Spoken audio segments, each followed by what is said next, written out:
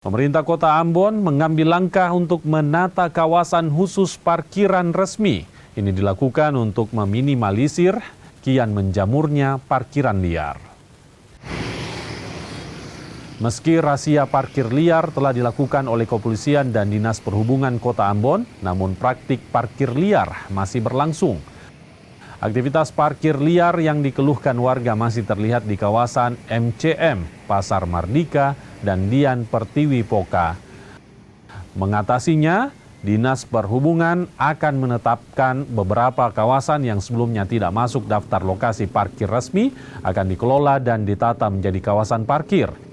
Penataan kawasan parkir diharapkan mampu mengurangi praktik parkir liar, sekaligus meningkatkan kenyamanan dan ketertiban lalu lintas di Kota Ambon. Jadi sesuai evaluasi kami, ada beberapa ruas yang memang sebaiknya ketong legalkan dia. Kenapa? Supaya lebih tertanggung jawab. Bukan cuma karena PAD, tapi karena ada fungsi penataan di situ. Kalau ada jukir, ada pengelola, baik UPTD ataupun misalnya pihak ketiga, nah ketong masih bisa penataan di situ. Mungkin harapannya seperti itu ketong lengkapi dengan dia punya sarana prasarana, marka ataupun rambu.